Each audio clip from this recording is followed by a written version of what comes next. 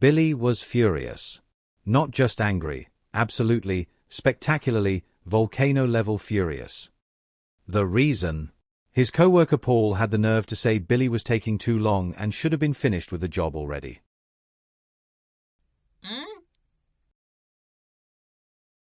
Billy spent the entire rest of the day delivering Oscar-worthy imaginary speeches to Paul in his head. His whole day was wrecked. Even his stomach was tying itself into angry little knots. The worst part? This kind of thing happened to Billy all the time.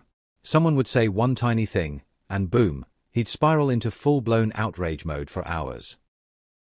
But then something happened that changed Billy's life forever. He discovered a secret. A secret so simple that it's almost frustrating how long it took him to figure it out. So let's get into it.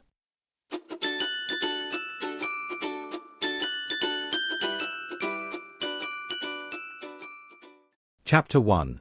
Your brain invents the meaning. Stranger briefly looks at him. Billy immediately feels embarrassed and assumes.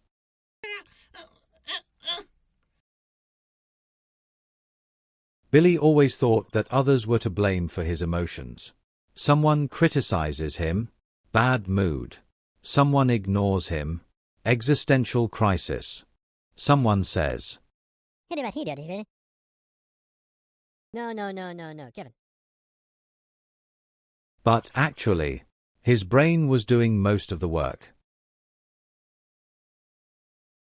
Because events themselves, which is generally everything that happens around us, are emotionally neutral.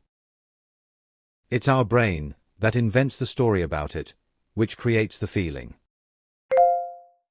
He interprets it as anger, disappointment, possible abandonment, international hostility. Psychologists call this cognitive interpretation. Your brain constantly explains reality to itself. And Billy's brain was writing dramatic fan fiction. Two people can hear the exact same insult. One spirals emotionally. The other shrugs and continues eating noodles. Why? Because emotions are shaped less by what happened, and more by what the mind believes it means. Billy's immediate internal reaction is, which means people are not directly controlling your feelings. Your interpretation is. Chapter 2. Most things aren't personal.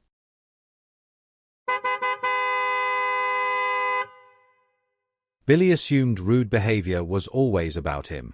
But capybaras are usually too busy dealing with themselves to spend meaningful energy attacking strangers.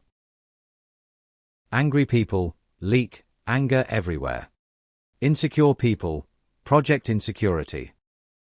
Stressed people become emotionally radioactive. Their behavior often reflects their internal state, not your value as a person.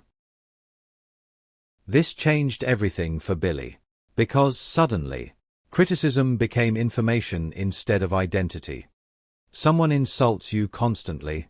That reveals emotional instability. Someone needs to dominate every conversation. That reveals insecurity. Someone leaves passive-aggressive comments online at 1:12 a.m. That reveals they should probably sleep. Emotionally intelligent people understand that other people's behavior is often autobiography, not evaluation. Chapter 3. The ego wants to defend itself. No, Kevin. Unfortunately, Billy had an ego, like most capybaras. And the ego constantly asks, am I respected? Am I liked? Am I important?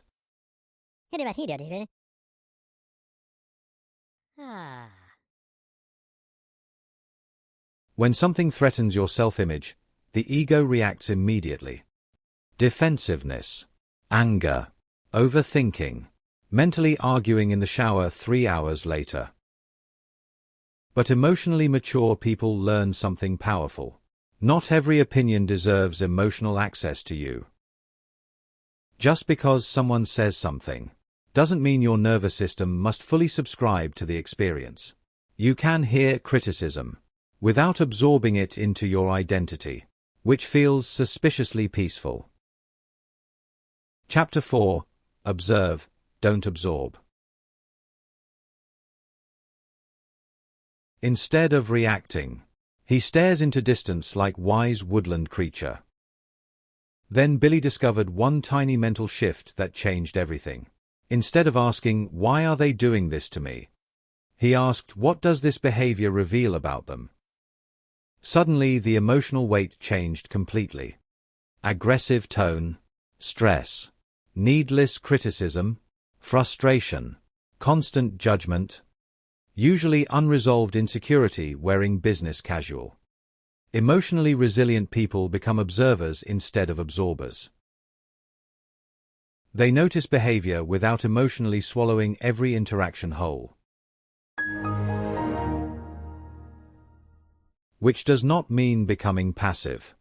You can still set boundaries, leave conversations, speak directly, protect your peace. But you stop carrying emotional residue for the next 6 business days. Chapter 5. People can only hit existing insecurities. Billy immediately destabilized again. No, get it. Billy also noticed something uncomfortable. Comments only hurt deeply when they touch an existing insecurity.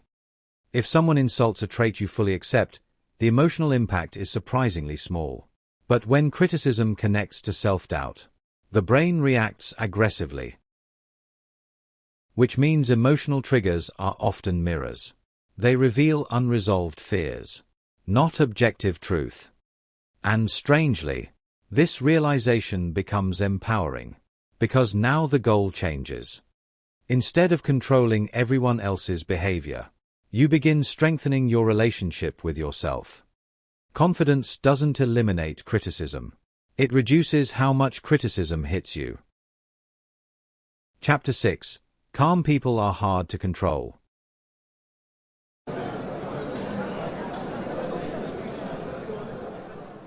Most people live in reaction mode. Praise controls their confidence. Criticism controls their mood. Attention controls their self-worth. Which means other people constantly control their emotional state. But calm people operate differently. Their peace is internally managed. And ironically, this often makes them more respected. Because emotional stability feels powerful. People who are easily triggered are easily manipulated. But people who remain centered under pressure feel unshakable. Not because they suppress emotions, but because they stopped outsourcing their self-worth. Chapter 7. Your peace is too precious. Eventually, something unexpected happened.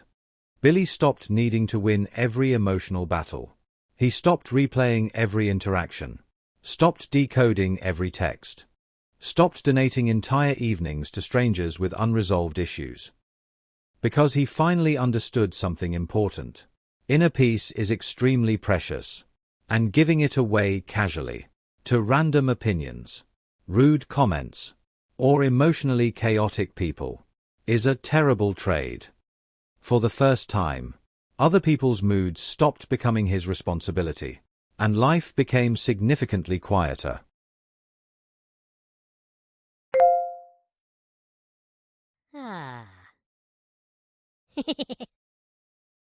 Billy the Capybara did not become perfectly unbothered.